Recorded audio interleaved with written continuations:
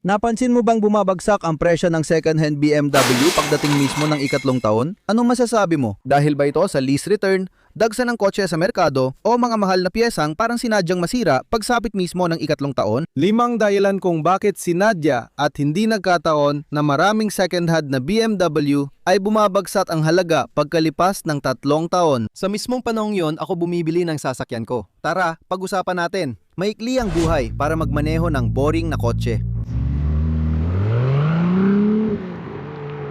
Ang una ay tungkol sa 3 taong cycle, isang 3 taong cycle ng paglelis. Maraming OEM ang may insentibo tulad ng 0.9, 1.9, 2.9% interest, madaling pagbili at madaling isauli pagkalipas ng 3 taon. Bakit ito mahalaga? Kasabay ito ng warranty period dahil karamihan sa mga sasakyan ay may 3 taong warranty lang. Maraming customer ang natutuwa dahil pwede silang umalis nang hindi nag-aalala sa mahal na maintenance at pagkukumpuni. Base sa karanasan ko, umabot ng $3,000 ang gasto sa pagkumpuni tulad ng water pump at thermostat, habang ang high pressure fuel pump ay umaabot ng $5,000, $6,000. Lalo na kung kailangan mong magpagawa ng timing chain sa makina na malapit sa firewall dahil aabot ng $6,000 o $7,000 ang gastos. Maraming natatakot kaya mas gusto nilang magmay-ari ng BMW habang may warranty. Ang paraan, i-lease mo ito ng 3 taon. Iba't ibang dahilan ang pagpili ng customer sa pag-leasing. Hindi lang dahil sa warranty o 3 taon, pati na rin dahil sa mga tampok at teknolohiya. At alam naman natin na ang BMW ay laging nangungguna pagdating sa ilan sa kanilang teknolohiya. Ngayon, dahil dyan, narating na rin natin ang isang tipping point. Ngayon, napapansin natin na mas pinipili ng mga tao ang lumang sasakyan dahil hindi sila ganong excited sa bagong teknolohiya.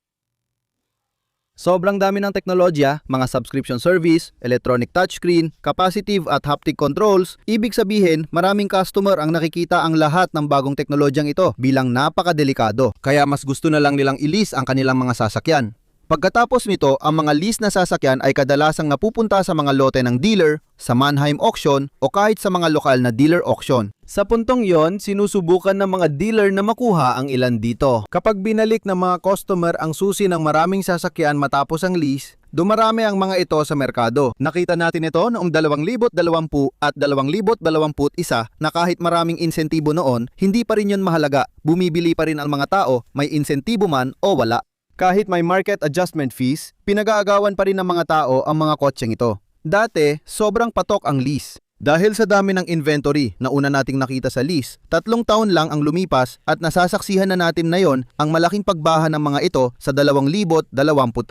Ibig sabihin, sobra ang inventory. Ayon sa supply at demand, kapag bumaba ang kagustuhan, natural na bumababa rin ang presyo at halaga ng mga kotse. Ang pangalawang malaking dahilan ay nauuwi sa isang termino na gusto kong gamitin, plastic fantastic.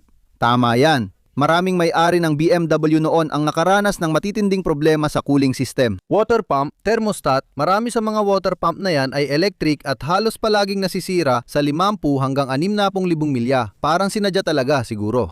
Lahat ng cooling lines pinagdugtong-dugtong gamit o-ring at plastic na singsing na naglalak sa isa't isa. Habang para mahika silang nagdudugtong sa pabrika, kapag paulit-ulit na expose sa init at lamig, nadidikit-dikit na sila. Ang pagbabaklas nito ay nangangahulugan ng mataas na gasto sa serbisyo at dagdag na trabaho dahil minsan talagang nagkakandado sila sa isa't isa. Madalas din silang mabasag kapag sobrang init. Sa totoo lang, saan galing ang init? Sa turbocharger. Halos bawat BMW ngayon ay may turbocharger. At ang sobrang init sa ilalim ng hood ay nangangahulugan na pinapabilis natin ang pagkasira ng lahat ng mga plastik na pyesa na ito. Maraming bagong BMW engine tulad ng B48 at B58 ang may 2 cooling tank. At dahil plastic ang gamit sa valve cover at oil pan, mas totoo na ngayon ang plastic fantastic. Maraming customer ang nakakakita at nakakaranas nito. Akala mo makakatipid ka sa pagpapalit ng metal ng plastic. Pero mali dahil karamihan sa plastic na piyesa ng BMW ay napakamahal. Mahirap hanapin at madaling masira ang mga ito.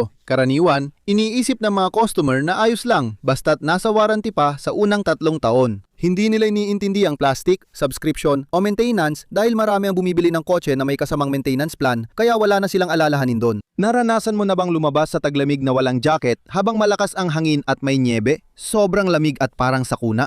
Ganoon ang pakiramdam kapag tapos na ang warranty. Maraming customer agad iniisip ang pinakamasama. Sa karanasan ko, marami na akong napalitang pyesa ng cooling system. Naalala ko yung 3-liter twin turbo inline 6 ko at N54 na napalitan ko ng water pump at thermostat. Pinalitan ko rin ang mga gasket at o-ring sa intake manifold at oil filter housing na karaniwang nasisira sa B58 na makina. Madalas nating marinig na maraming piyesa ngayon ang nabibiyak at napuputol. Kapag naghalo ang langis at coolant sa oil filter housing, ibig sabihin nito ay mamahaling piyesa at posibleng seryosong pinsala. Kung hindi agad mapansin ang mababang coolant, pwedeng mag-overheat at masira ang all-aluminum na makina na maaring magdulot ng gastos na 10,000 dolyar. Iyan ang dahilan kung bakit maraming customer ang ayaw na sa modernong BMW pagkalipas ng 3 taon at tapos na ang warranty. Talagang masasabi ko na ang water pump at thermostat na aking BMW 335 ay nagkakahalaga ng mga 1,400 para lang sa mga pyesa at inabot ako ng 8 oras ng paggawa. Para sa iba na dadali nito sa dealer, aabot ito ng 3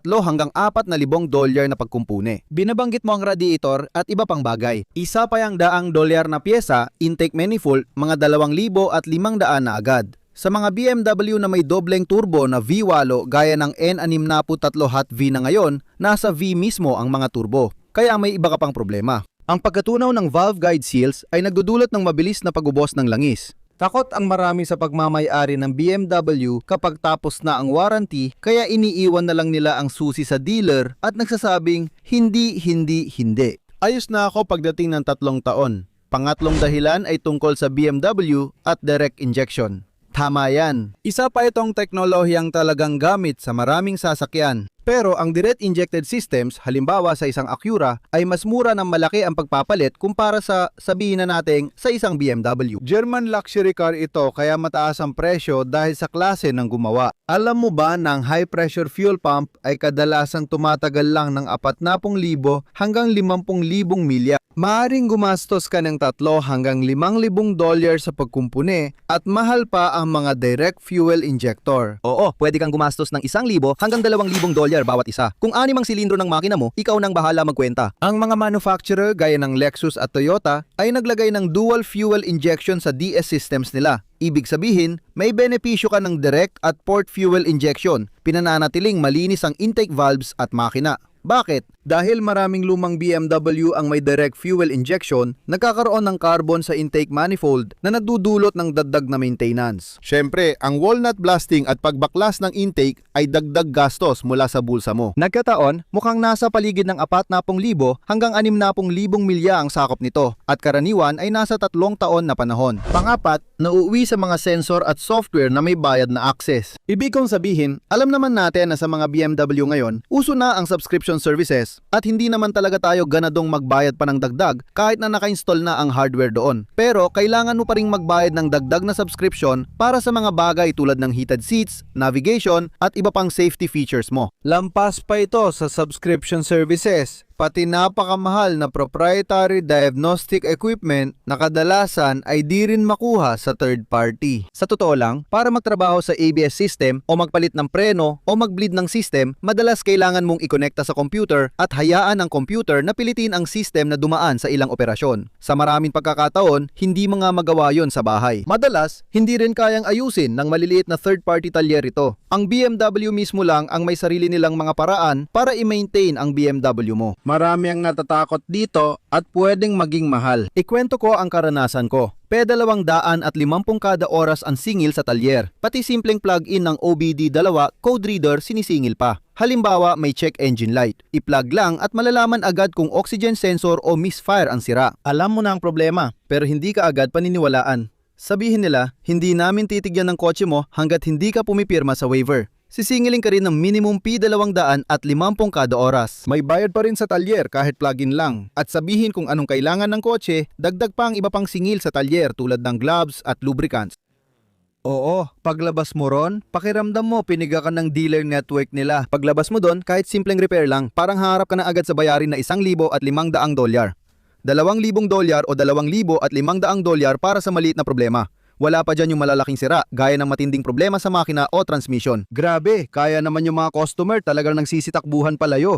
Pero may panalo dito at ibabahagi ko yan mamaya, Kasi yung puntong 3 taon na ang kinatatakutan ng buyers, pero ginagamit ko itong oportunidad para makakuha ng magandang deal sa late model na mababa ang tinakbo na BMW. Kaya ang ikalimang dahilan ay talagang malapit sa karanasan ko. Sa loob ng 5 taon, bumababa ng 40 hanggang 60% ang halaga ng marami sa mga sasakyan, kaya ramdam ng unang may-ari ang depreciation. Sa loob ng 3 taon, maaari silang mawalan ng hanggang 40% ng orihinal na halaga at ang pagkawala na yon para sa orihinal na may-ari ay panalo mo bilang pangalawang may-ari. Talagang nauuwi ito sa dami ng kompetisyon. Ibig kong sabihin, maging tapat tayo, marami sa mga sasakyan na ito ang lumalabas sa merkado pagdating ng 3 taon. Pero marami ring tao sa panahong yon ang nagsisimulang maghanap ng mas murang opsyon o particular na naghahanap ng mga sasakyan na hindi magdudulot sa kanila ng malaking abala sa mechanical, sa maintenance at sa pagbaba ng halaga. Kaya ang mga tao ay naghahanap ng mga sasakyan gaya ng Acura,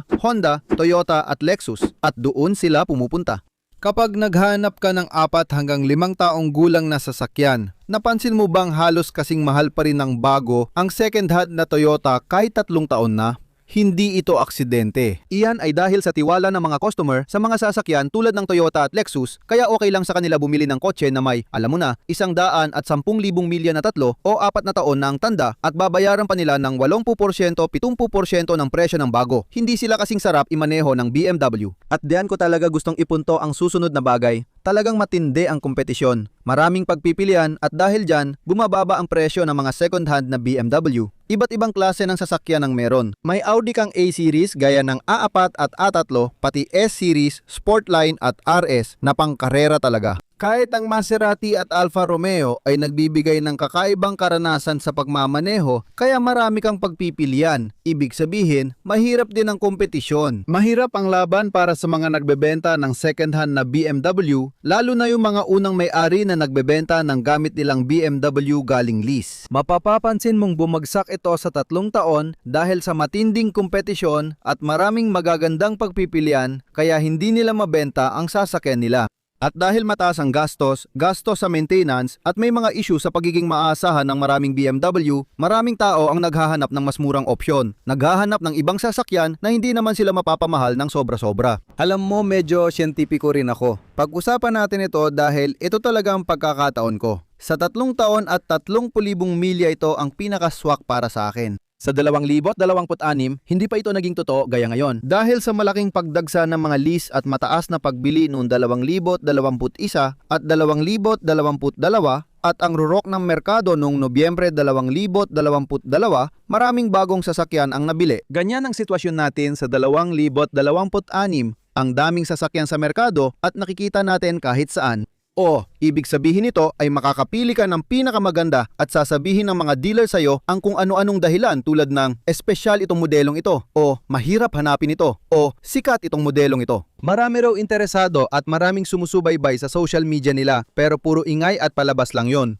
Kaya tandaan mo ito, sa 3 taon o 3.5 taon na panahon, makakakuha ka ng sobrang astig na BMW. Humingi ka ng Certified Pre-Owned Warranty. Kung marunong kang makipag-negotiate, makukuha mo ang sasakyan sa 50 hanggang 70% ng orihinal na halaga at may 80% pa ng buhay ng sasakyan. Diyan ako pumapasok. Pinakamagandang sulit sa pera ang bumili ng BMW sa 3 hanggang 4 na taon na panahon kung kailan natatakot na ang mga customer. Kung hindi mo kayang ayusin mag-isa, pumunta ka sa mga third-party na talyer. Marami talagang maliliit at independenteng third-party na talyer na handang ayusin ang BMW mo sa kalahati ng presyo kumpara sa mga lokal na dealer repair shop. Maikli lang ang buhay para magmaneho ng mga boring na kotse. Bakit ka bibili ng mabagal at walang kalatoy-latoy na Toyota kung pwede ka namang bumili ng BMW na medyo bago pa na may dagdag na CPO warranty? Matagal na akong nagmamaneho ng mga luxury car, lalo na BMW. Nagkaroon na ako ng 8, siguro 10 BMW sa buhay ko. At lahat sila ay kamangha-mangha. Mayroon pa rin akong S85 powered na E60 M5. Mahal ko talaga ang kotse na yon at ayokong ipamigay o ibenta. Oo, posible kang makabili ng late model na BMW sa murang halaga at maranasan ng isa sa pinakamahusay na pagmamaneho sa industriya. Kung gusto mong bumili ng brand new, magandang paraan yan. Magaganda ang BMW, tingnan mo. Yan lang ang mga BMW na bibilin ko. Bukod pa riyan, narito ang pinakamagagandang at pinakamaasang sasakyan sa aking mega compilation. Gusto mo makita yan? Umupo ka lang, kumuha ng kape o paboritong merienda. Mag-e-enjoy ka dito. Kaya sana magkita-kita tayo agad mga kaibigan. Magandang araw at hanggang sa muli, paalam!